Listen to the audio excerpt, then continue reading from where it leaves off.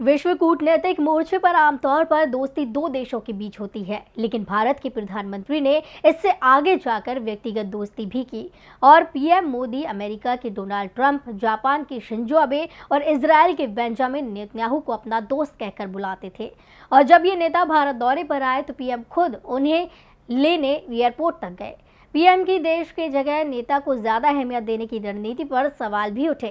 खासतौर पर अमेरिका में हुए नमस्ते ट्रंप में उनका नारा अब की बार ट्रंप सरकार ना तो भारत में किसी को रास आया था और ना ही अमेरिका में।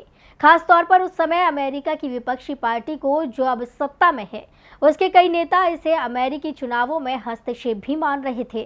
और अब पीएम मोदी के एक और दोस्त की कुर्सी चली गई है। देखिए ये खास रिपोर्ट। भारत के प्रधानमंत्री नरेंद्र मोदी के दोस्त बेंजामिन नेतन्याहू को करीब 12 साल के बाद इजरायल की सत्ता से हाथ धोना पड़ा है।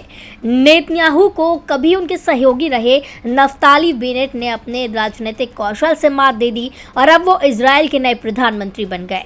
प्रधानमंत्री मोदी ने ट्वीट करके इजरायल के नए पीएम को बधाई दी है। इस दौरान वो अपने मित्र नेतन्याहू को भी याद करना नहीं भूले। इजरायली संसद में मतदान के दौरान गठबंधन सरकार और विपक्ष के बीच सिर्फ एक सीट का फासला है।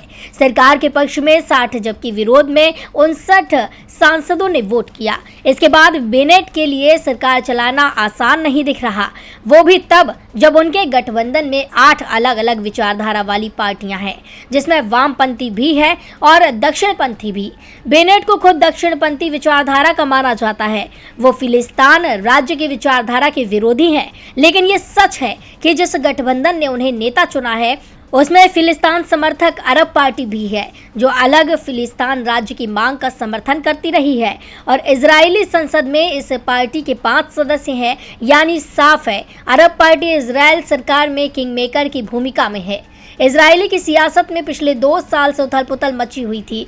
3 चुनाव हो चुके थे, लेकिन बहुमत के अभाव में कोई भी पार्टी सरकार नहीं बना पा रही थी। और इस बार भी नई सरकार बनने की समय सीमा समाप्त होने के कुछ समय पहले ही 8 पार्टियों ने गठबंधन तैयार किया, जिसके बाद नेतन्याहू को सत्ता छोड़ने के लिए मजबूर होना पड़ा। डीबी लाइव की रिपोर्ट।